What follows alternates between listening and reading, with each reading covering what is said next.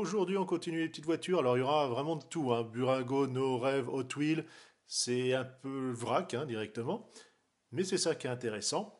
On va commencer par les Corgi, avec la fameuse Grande Torino, donc, qui roule bien.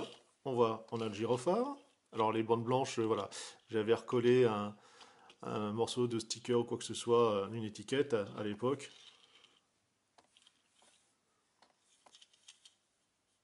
Carrosserie métal, hein. Par contre, elle n'a pas de date, contrairement à l'autre, la Bugs Bunny. Alors vous avez déjà dû la voir, hein. Elle se trouve, entre guillemets, assez facilement sur Internet. Donc forcément, celle-ci a toujours bien vieilli. C'est de 1979, la Bugs Bunny Buggy, avec le moteur à l'arrière. On a toujours fait triper, voilà. On change de marque. Alors, celle-ci, je me rappelais pas du tout l'avoir. Je croyais n'avoir qu'une Darda, c'est-à-dire les voitures à friction, enfin les célèbres voitures à friction qui avaient le moteur, tout ce qui est engrenage en métal et non pas en plastique comme à l'heure d'aujourd'hui où c'est de la grosse crasse. Et alors, bien sûr, hein, le moteur est très, très fatigué. Alors, normalement, on peut faire avant-arrière, mais ça a du mal à fonctionner ainsi.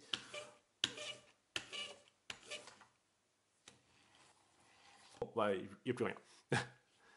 Donc, on a ainsi notre 205.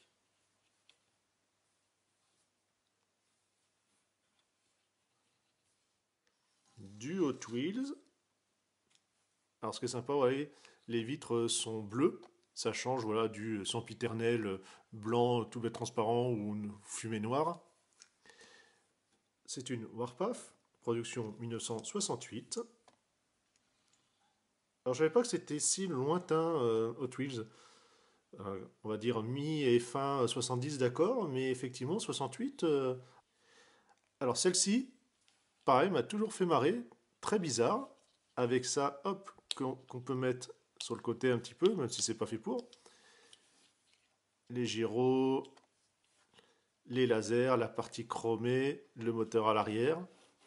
Bon, elle a un peu de mal à rouler. Là, par contre, production 1977. Et ce qui est marrant, c'est la science friction. Bon, par contre, c'est juste un modèle roulable classique, hein. Alors, le van, lui, voilà, il tangue un peu, hein. Mais bon, au moins, ça fait le truc rigolo. On a le capot qui s'ouvre, comme cela.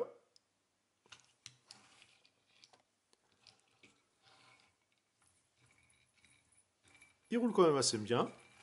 Et lui, bah, c'est juste marqué 1977. Alors celle-ci est vraiment classe.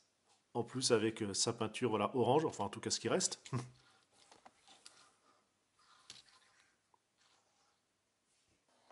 Production 1978. Flat Out, numéro 442. Avec le châssis en métal. Petite suspension. Elle est vraiment classe. Et celle-là, voilà, qui m'a aussi beaucoup plu. Alors je l'ai réparée parce que le rivet avait sauté. Elle roule très bien. On est sur une production de 82, la BMW M1. La Tricar X3, ou plutôt la voiture fusée. Et on voit ainsi numéro 49.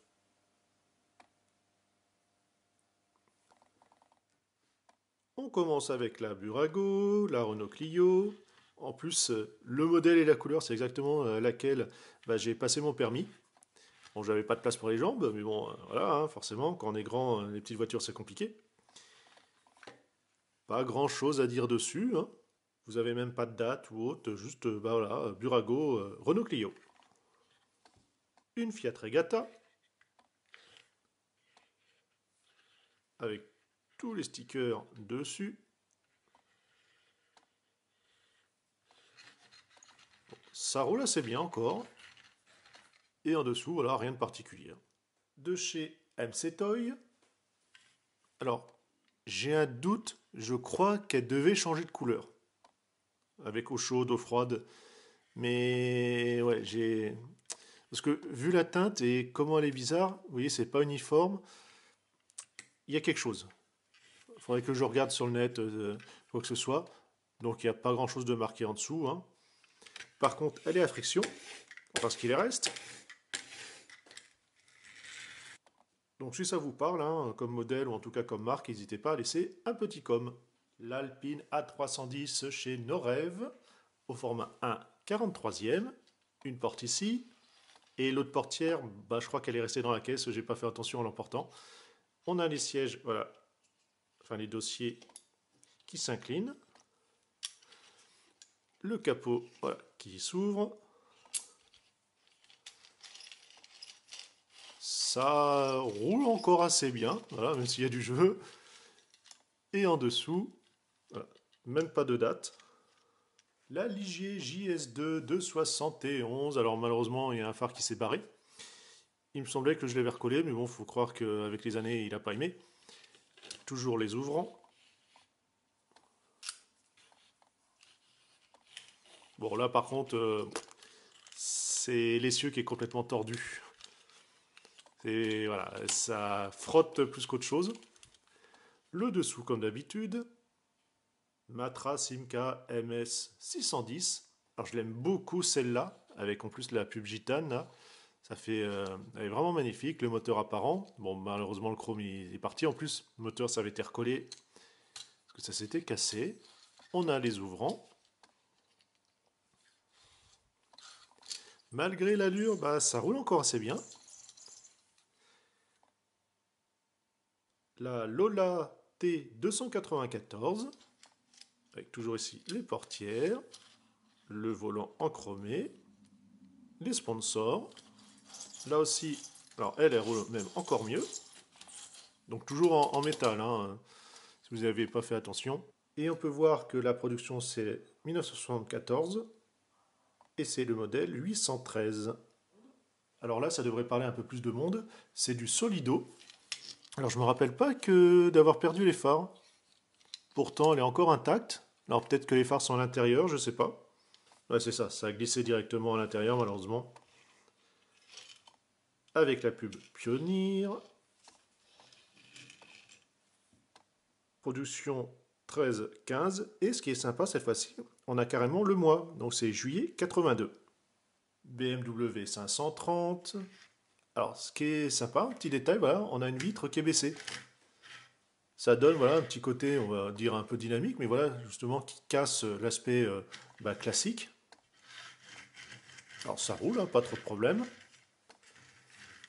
En dessous, bah, vous n'avez pas grand-chose d'indiqué, malheureusement. C'est le numéro de modèle 1304 et elle a été fabriquée en juillet 80. La fameuse Renault 4, donc non pas en version poste, mais en livraison bleue, avec la pub carrément Solido.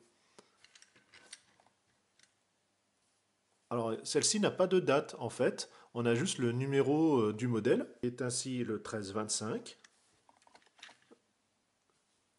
Et là on attaque un jouet que j'ai beaucoup joué, alors on voit que j'ai encore même des inscriptions en marqueur dessus. Entièrement métal, chenille métal, le char Léopard. Bon alors forcément voilà, sur la surface c'est pas terrible, il faudrait un petit peu regresser. Alors voilà, il manque une roue ici, pareil de l'autre côté. Une à moitié cassée. Bon, hein, il a fait la guerre, hein, c'est normal. On a l'ouverture là-haut. Le canon, qui est en fait 3 positions. Bien sûr la tourelle qui tourne.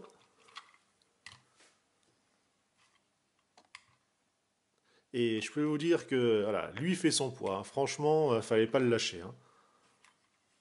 Et il est de décembre 1974. Alors celui-là, qu'est-ce que j'ai pu jouer avec?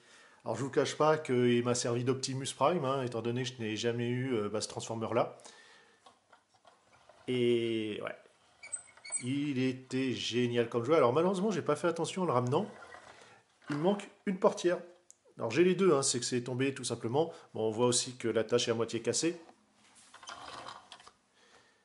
Que réparer. Alors normalement, il a vécu quasiment 30 ans avec un fil de cuivre, hein, tout simplement électrique, pour faire le système d'ouverture, la charnière.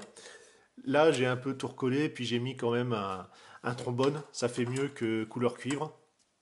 Pareil, j'ai remis un petit peu de peinture voilà, sur les bords, alors qu'ils sont plus du tout lisses, hein, tellement la benne elle a frotté partout et quoi que ce soit. De toute façon, ça se voit sur le dessus. Hein. Là, j'y ai pas retouché. Pareil, il y a un grand morceau de scotch voilà, pour maintenir le sticker de chaque côté.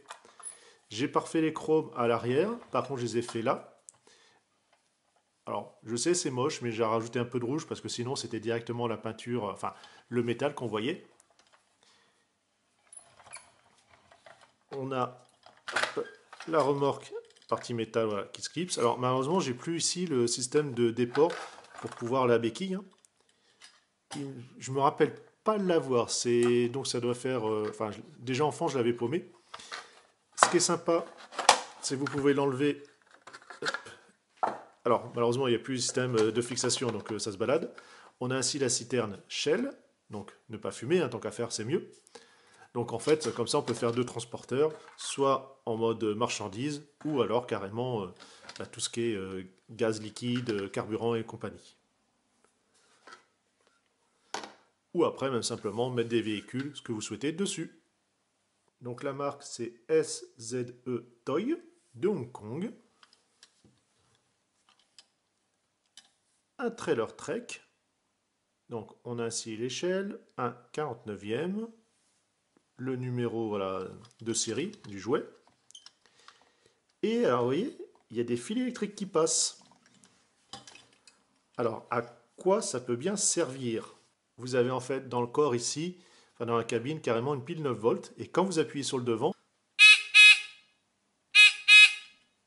voilà, pas grand chose, mais j'ai tripé là-dessus. C'est vraiment un super jouet. Ouais, c'est du métal. Hein. N'hésitez pas à laisser dans les commentaires, voilà, si vous avez eu un de ces jouets ou marques en tout cas. Et nous sur ce, on se dit à une prochaine. Allez, bye bye.